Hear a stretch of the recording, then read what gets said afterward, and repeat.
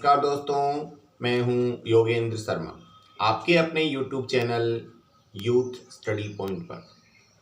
आज है 18 मई और 18 मई को जितने भी महत्वपूर्ण प्रश्न हमारी प्रतियोगिता परीक्षाओं के लिए महत्वपूर्ण हैं, उन सभी पर विस्तार से चर्चा करने जा रहे हैं। तो आज की अपनी चर्चा प्रारंभ हो उससे पहले चलते हैं हम हमारे कल के प्रश्न की ओर। अपना कल का प्रश्न था, आत्मनिर्भर भारत योजना के तहत सरकारी खरीद की सीमा क्या है जिसके लिए वैश्विक निविदाएं बंद कर दी गई हैं। विकल्प दिए गए थे 200 करोड़, 100 करोड़, 150 करोड़ या 500 करोड़। तो इसका सही उत्तर था 200 करोड़। स्वावलंबी बनने के लिए, भारत की ही कंपनियों को और अधिक फायदा पहुंचाने के लिए और विदेशी प्रतिस्पर्धा को समाप्त करने हेतु यह निर्णय लिया गया है। अब है अपने आज के प्रश्न। तो दोस्तों, यदि आपको ये वीडियो अच्छा लगे तो आप इसको लाइक ज़रूर करना।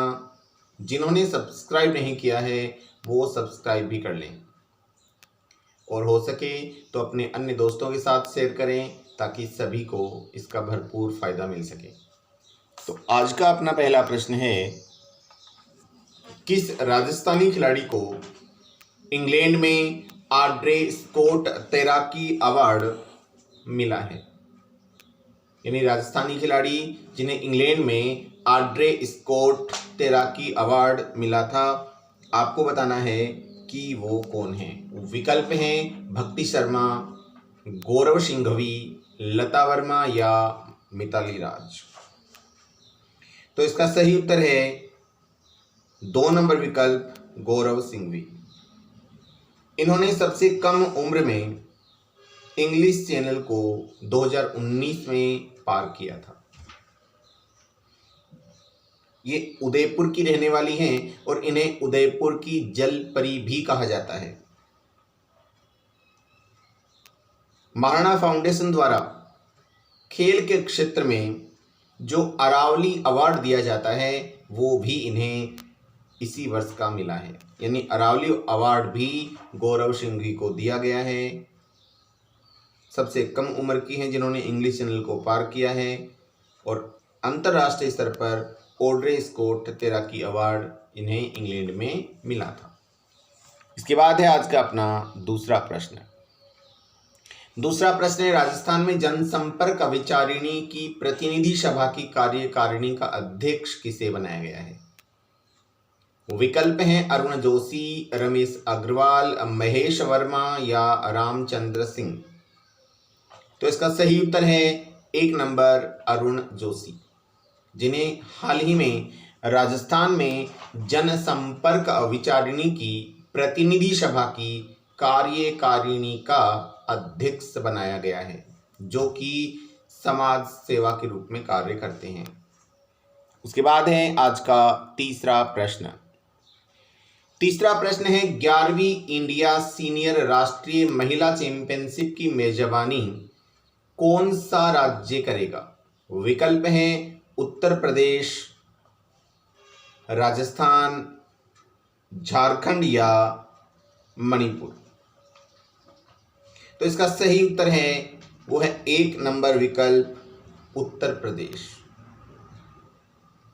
उत्तर प्रदेश 11वीं इंडियन सीनियर राष्ट्रीय महिला चैंपियनशिप की मेजबानी करेगा। यदि हम उत्तर प्रदेश की बात करें तो राजधानी है लखनऊ, मुख्यमंत्री हैं योगी आदित्यनाथ और राज्यपाल हैं आनंदीबेन पटेल। हाल ही में उत्तर प्रदेश में जियोटैग कम्युनिटी किचन की स्थापना की गई थी। इसके अलावा वर्चुअल अदालतों के माध्यम से सुनवाई करने वाला पहला राज्य बना था। प्रवासी राहत मित्र ऐप को प्रारंभ किया था और आरोग्य सेतु को डाउनलोड करना अनिवार्य करने वाला राज्य भी उत्तर प्रदेश बना था। उसके बाद है आज का अपना चौथा प्रश्न। चौथा प्रश्न है, 4 अलग अलग रिपोर्ट्स के अनुसार विश्व में सबसे अधिक आशावान लोग कहाँ के हैं, यानी कहाँ रहते हैं। विकल्प हैं भारत के लोग, चीन के लोग, अमेरिका के लोग या जापान के लोग। तो इसका सही उत्तर है भारत के लोग। 4 अलग अलग एजेंसियों की 4 रिपोर्ट के बारे में मैं आपको बता रहा हूं। पहली रिपोर्ट है मैकेंजी रिपोर्ट, यानी मैकेंजी के द्वारा जारी रिपोर्ट, जिस रिपोर्ट के अनुसार 93% लोगों का मानना है कि जीवन पहले जैसा सामान्य हो जाएगा, यानी कोविड-19 के कारण जो अब उथल पुथल मची हुई है बहुत जल्द वो समाप्त हो जाएगी और जीवन पहले की तरह एकदम सामान्य हो जाएगा। दूसरा है वर्ल्ड इकोनॉमिक फोरम की रिपोर्ट। वर्ल्ड इकोनॉमिक फोरम की रिपोर्ट के अनुसार भारत के लोग और अधिक खर्चा करने की तैयारी कर रहे हैं। तीसरी रिपोर्ट है जिसका ये मानना है कि 48% लोग ये मानते हैं कि बहुत जल्द ये महामारी समाप्त हो जाएगी, जबकि लगभग रिपोर्ट्स ये कह रही हैं कि यह महामारी कभी खत्म नहीं होगी। लेकिन भारतीयों का मानना है कि बहुत जल्द, ज़्यादा चलने वाली नहीं है, ये बहुत जल्द समाप्त हो जाएगी।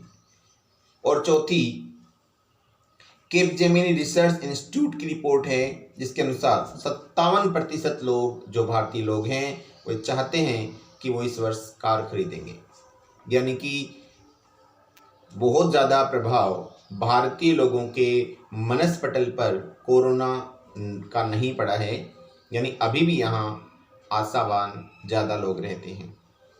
उसके बाद है आज का 5वां प्रश्न।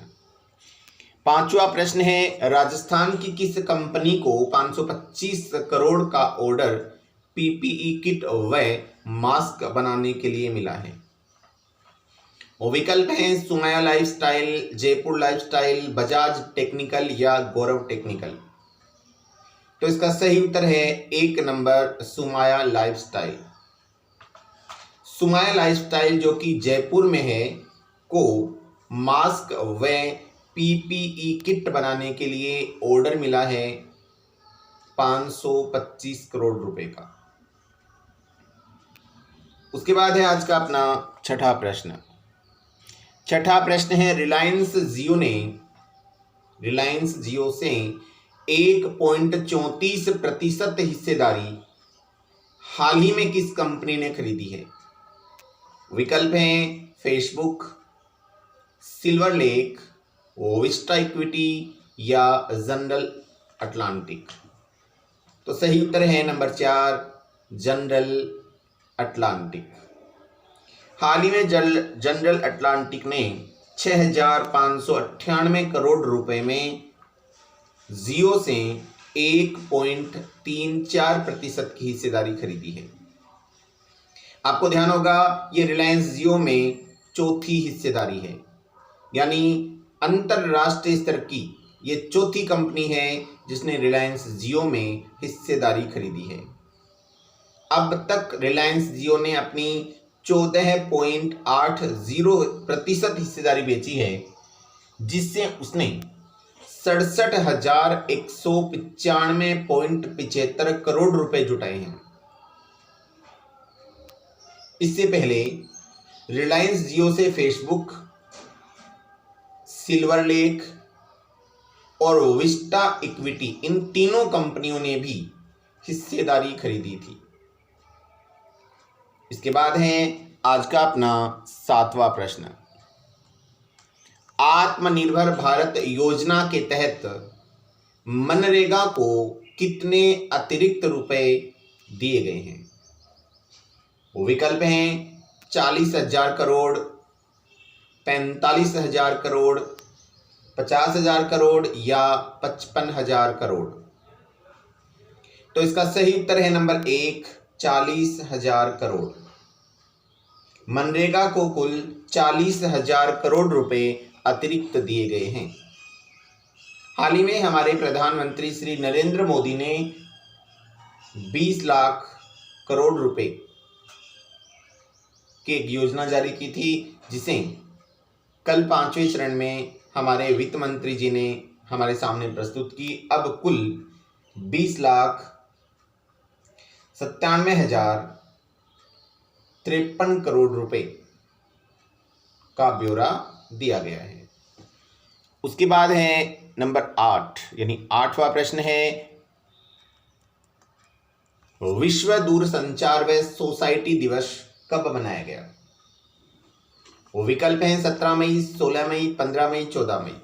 तो इसका सही उत्तर है 17 मई, क्योंकि 17 मई 1865 को दूरसंचार संघ की स्थापना हुई थी और उसी की स्मृति में विश्व दूरसंचार व सोसाइटी दिवस मनाया जाता है, ताकि विभिन्न संस्कृतियों के प्रति दूरसंचार के माध्यम से लोगों में जागरूकता पैदा हो सके। उसके बाद है आज का अपना 9वां प्रश्न। हाल ही में नाडा के अनुशासनात्मक पैनल में फिर से किसे शामिल किया गया है? जो पहले भी थे और पुनः शामिल कर लिया गया है। और विकल्प हैं अखिल कुमार, अनिल कुमार, और विमल कुमार या कमलेश कुमार। तो इसका सही उत्तर है अखिल कुमार। अखिल कुमार को पुनः नाडा के अनुशासनात्मक पैनल में शामिल किया गया है। एक बार ये प्रश्न पूछा गया था, नाडा का मोटो क्या है, उद्देश्य क्या है? तो इसका मोटो है प्ले फेयर, प्ले फेयर। उसके बाद है 10वां प्रश्न। आज का 10वां प्रश्न है, किस देश के द्वारा सिंगयुन 201 व सिंगयुन 202 दो उपग्रहों को लॉन्च किया गया है? वो विकल्प हैं भारत, चीन, अमेरिका या जापान। तो इसका सही उत्तर है वो है नंबर 2, चीन। चीन के द्वारा अपने दो उपग्रह सिंगयुन 201 व सिंगयुन 202 को हाल ही में लॉन्च किया गया है। यदि अपन चीन की बात करें तो चीन में ही 2021 में एशियन यूथ गेम्स होंगे, 2022 में 19वें एशियन गेम्स होंगे, 2022 में विंटर ओलंपिक होगा और 2022 में ही एशियन पैरा गेम्स भी आयोजित किए जाएंगे। और हाल ही में चीन ने DCEP नामक अपनी एक ई करेंसी जारी की थी। उसके बाद है आज का 11वां प्रश्न। राजीव गांधी किसान न्याय योजना किस राज्य द्वारा प्रारंभ की गई है? विकल्प हैं उत्तर प्रदेश, राजस्थान, झारखंड या छत्तीसगढ़। तो इसका सही उत्तर है नंबर 4, छत्तीसगढ़। छत्तीसगढ़ में हाल ही में राजीव गांधी किसान न्याय योजना को प्रारंभ किया गया है, जिसका मुख्य उद्देश्य है ग्रामीण अर्थव्यवस्था को बढ़ावा देना, क्योंकि कोविड-19 के कारण प्रत्येक राज्य की अर्थव्यवस्था बिगड़ी हुई है और जिसके कारण ग्रामीण अर्थव्यवस्था लगभग बिगड़ चुकी है। तो छत्तीसगढ़ में ग्रामीण अर्थव्यवस्था को बढ़ावा देने के लिए राजीव गांधी किसान न्याय योजना को प्रारंभ किया गया है। यदि अपन बात करें छत्तीसगढ़ की तो राजधानी है रायपुर और वहीं पे एक अन्य शहर है जिसका नाम है नया रायपुर। और आपको ध्यान होगा नया रायपुर का नाम बदलकर अटल नगर कर दिया गया है। मुख्यमंत्री हैं भूपेश बघेल और राज्यपाल हैं अनुसुईया उइके। इसके अलावा घर घर होम डिलीवरी करने हेतु सी घाट ऐप लॉन्च किया गया था और छात्रों की एजुकेशन के लिए पढ़ई तुम्हार द्वार योजना को भी प्रारंभ किया गया था। इसके बाद है आज का 12वां प्रश्न।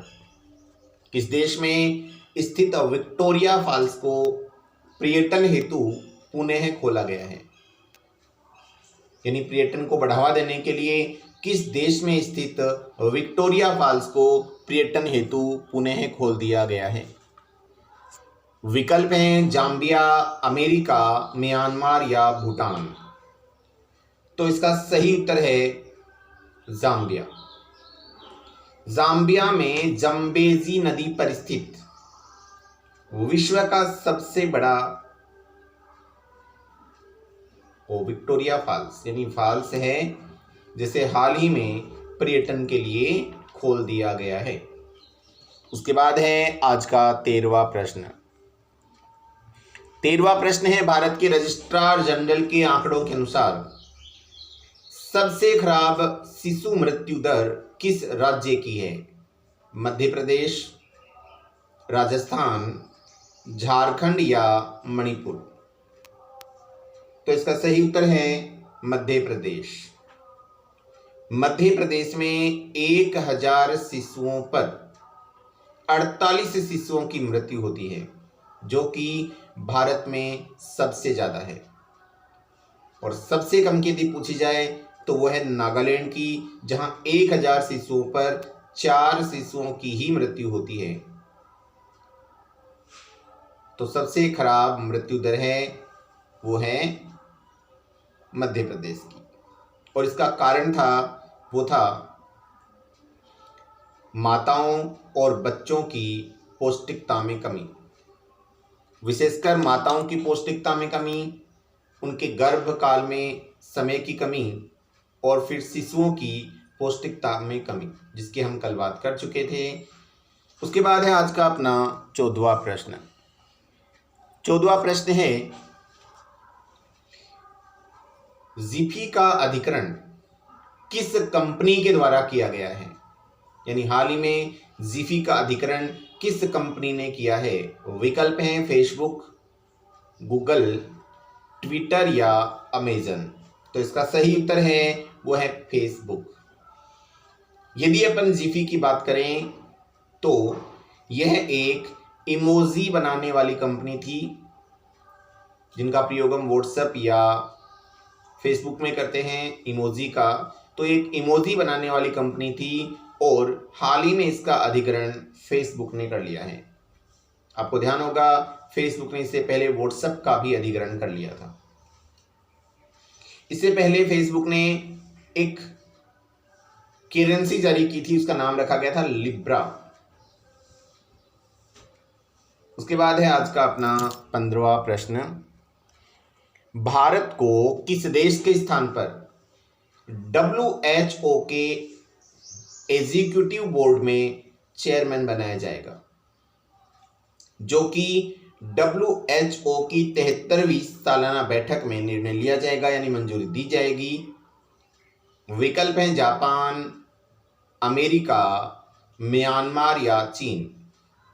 तो इसका सही उत्तर है जापान। वर्तमान समय में जापान WHO के एग्जीक्यूटिव बोर्ड का चेयरमैन है, लेकिन अब अगले माह जो बैठक होने जा रही है उसमें भारत को इसका चेयरमैन बनाया जाएगा।